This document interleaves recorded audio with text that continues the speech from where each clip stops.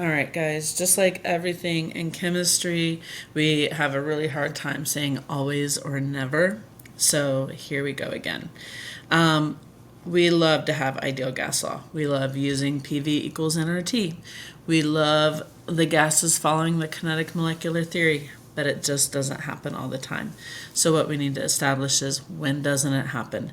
And basically for AP, you need to know when it doesn't happen, and you don't have to go extensively into why it's not going on. So let me get you to where you need to be. Here we go. This is the most important slide in this video. All real gases do not behave ideally when. And these are the two things you need to know. When you're under a high pressure. So if we're at a high pressure more than 5 atmospheres, good Lord, my friends, 5 atmospheres is a very high pressure.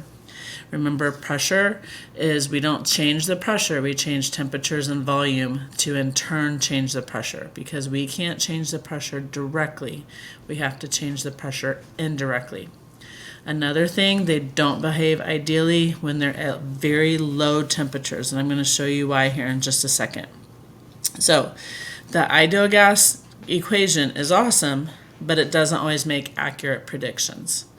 So what happens here is when you have 1 mole of any ideal gas, PV over RT equals 1 mole.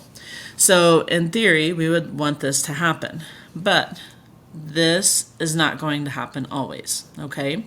So if you look at this chart, at 0 atmospheres, you're going to have, if you have 1 mole at 0 atmospheres, all of them are behaving ideal, okay? And basically that could be like 1 atmosphere or below 5, because look at the line here, 0 to 200 is the atmospheres. But let's say that carbon dioxide, for example, carbon dioxide will not behave ideally again, as in there won't be 1 mole of ideal gas again until 500 atmospheres. So that pressure is like silly high, okay? Methane, CH4, won't behave ideally again until 400 atmospheres, which is insane. And helium just simply will not behave ideally again at high pressures. So that's what this chart is showing us right here. So we know the ideal gas equation, like it assumes that molecules do not have their own volumes. And that's really important because we go back to the kinetic molecular theory, and kinetic molecular theory says that the volume of a gas is the volume of its container, okay? So it's basically the empty space in the container. So think about the negligible volume of a gas in the same way when we think about electrons do not contribute to mass in an atom. We get our mass number, we get the average atomic mass from protons and neutrons alone. So electrons are so small, they're negligible to the mass. Well, think of it in this case, gases take up so little space that they're negligible to the volume of a container, until that volume does matter. And so if that volume is compressed, so if the volume is like taken out dramatically, then the pressure increases, and so then we have some changes. Take a look here. This is when it would happen, and this is showing a diatomic gas here, and that diatomic gas could be anything. It could be nitrogen, oxygen, whatever. And the particles, the volume in the presentation on the left shows that that volume is negligible, meaning the particles are far enough apart where we're taking the volume of the container. The volume of the particles is significant in the one on the right because the volume of the container has dramatically decreased. So because it's dramatically decreased, we have more collisions happening. We have a greater pressure, and so because we have a greater pressure, a much higher pressure, potentially more than 5 atmospheres, then, oh, hey, we need to actually look at the volume of the particles themselves instead of the container. This is a way, now you guys, I will tell you, this is the adjustment for it. Doesn't mean that we really have to do this. To be honest, in AP chemistry, you have to just understand and realize that gases do not behave ideally at high pressures or very low temperatures. But I'm just showing this, I'm sharing this with you because especially you engineers may need this just to see that in the future.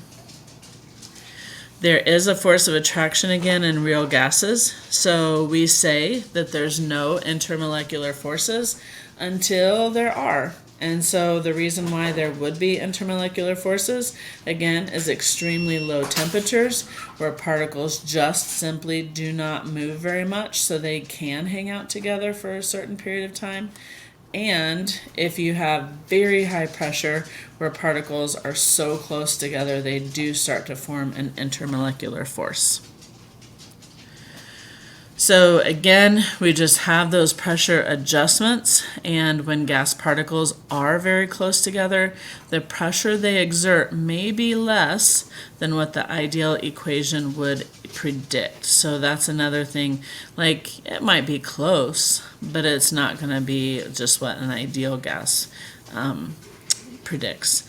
So overall, those neighboring molecules then can exert a little bit of attraction on one another when they are very close together, and then it reduces the pressure resulting because of the intermolecular forces.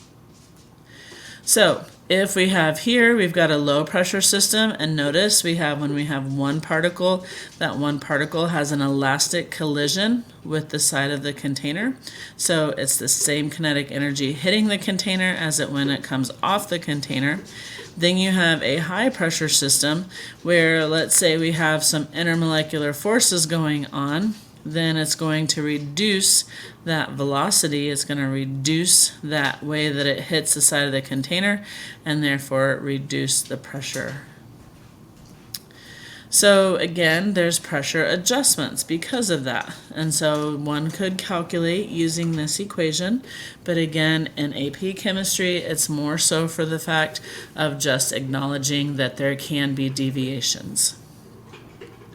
This equation's the same thing. You guys don't really need to know this equation. It is called the van der Waals equation, and it does help you to identify what's going on when a gas is not behaving properly. But really, in the realm of AP chemistry, for the sake of the class and the exam, you will not see van der Waals. But again, later on in chemistry, I just want to say here that it is. You're going to be using this, especially you going toward engineering. Okay, so bottom line, just remember too, when we have at different temperatures, so this graph is similar, so if you have a gas at 1,000 Kelvin, notice that 1,000 Kelvin, it's only ideal when the pressure is close to zero or very, very small. And one at 500 Kelvin, the pressure, or it's ideal when it's very small, or hey, look, it's like 300 atmospheres, then it can be at 1 mole.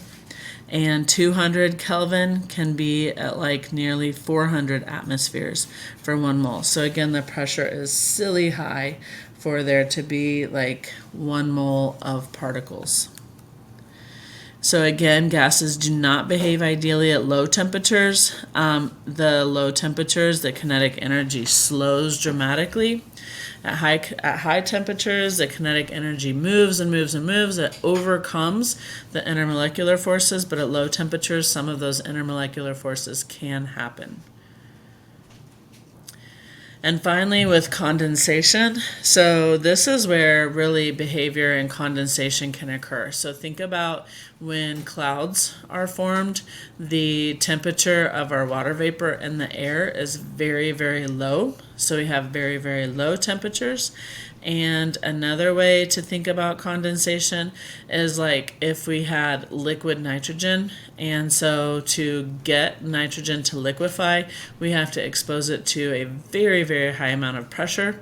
And so we can get liquid nitrogen in a Dewar flask, And as soon as we open that dewar flask, we can lose our liquid nitrogen like rather quickly. So we have to use it quickly and then keep it in our special dewar flask to make sure that it doesn't evaporate mega quickly. And finally, again, this just tells you more about condensation, and condensation can occur at high pressures. Like we said, perfect example is liquefying nitrogen, and condensation when a temperature system drops, then we get the clouds in the sky. And so we get those clouds, and when they have to be at a certain, the pressure is lower up in the sky, but the temperature is much lower as well. So those do not behave ideally in those conditions. All right, so you guys take a look at this. Bottom line is, think back to the first slide. The bottom line, you have to be able to decipher that gases do not behave ideally at extremely low temperatures and at extremely high pressures, and you just have to reason through that. So don't make this harder than what it is. All right, take care. Bye.